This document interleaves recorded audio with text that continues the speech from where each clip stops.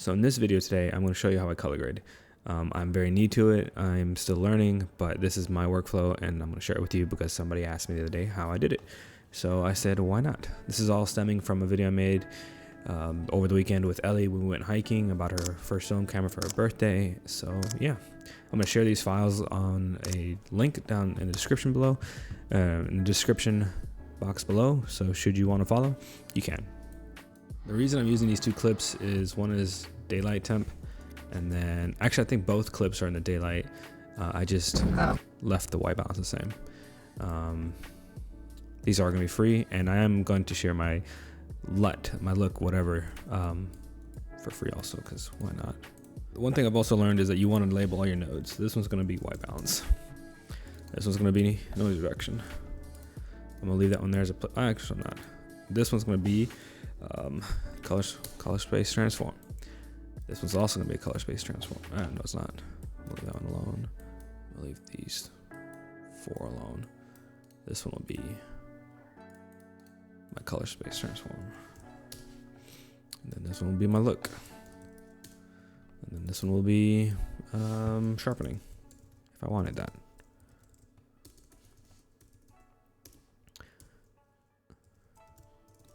That'll be my sharpening look node. So after that, I'm just going to organize this first. So the thing I've learned quickly is that you want to make your edits in a color space that is meant for it. That has a lot of flexibility for it. And so that's why we do this. It's going to make sense in a second. And then the last thing we're going to do here is add a parallel mixer. We're just going to connect all these mamma-jammas to it. So we come to our look. And I'm just gonna slap my LUT on there and boom, and I'm done. All right, end of the video. Just kidding. We come here to the CST node, we come there, and we look up color space transform, and we drop color space transform, and we tell it, hey, this is S-log3, S-log3, and then we come here and we go DaVinci wide gamut, and DaVinci wide gamut again, DaVinci intermediate. And it looks like nothing's happened because, well, we haven't really done anything. I'm gonna copy this one, Control C, Control V, and all I'm gonna do here is swap it.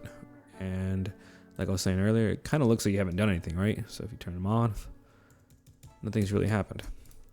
From what I understand, when you open this pipeline up to DaVinci wide gamut, apparently DaVinci wide gamut and intermediate is very like, it has like a larger color space than like even Airy.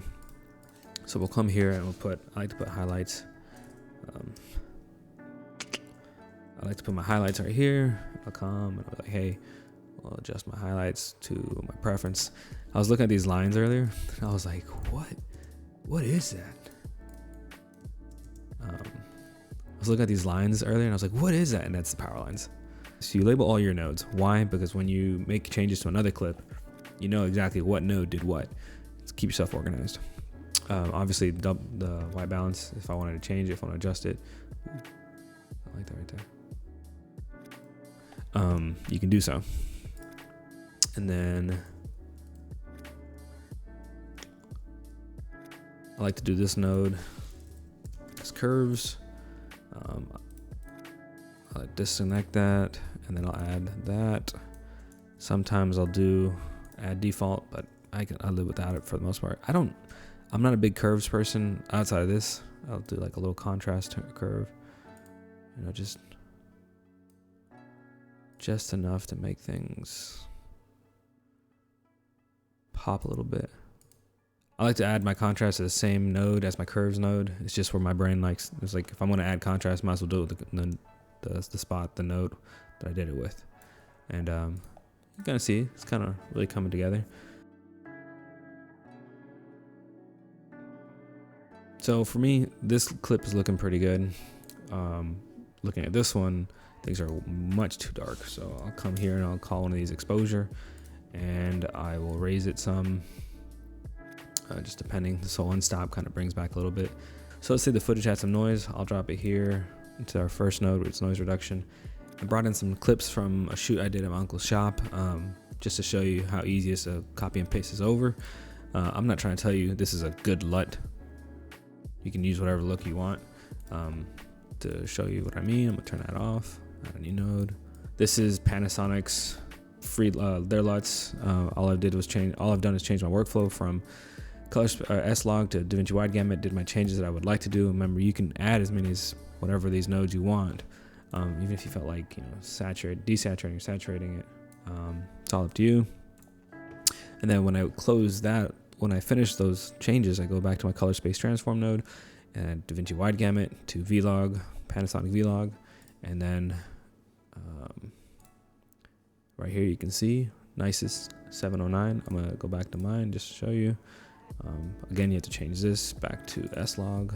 Personally, I think this workflow works really well. It gives you a lot of control, a lot of flexibility. I used to be the guy that did like a bunch of nodes, and I would just put a LUT on it, and then I would come over here and just do contrast and just adjust stuff until it felt like it looked good. And then when I would have to try and make changes to things, I would struggle because I wouldn't know where anything is. So having a node tree set up like this that you can start off with, make changes however you need, is extremely beneficial and will save you a lot of time in the long run. So let me know in the comments below if it's helpful. Peace out.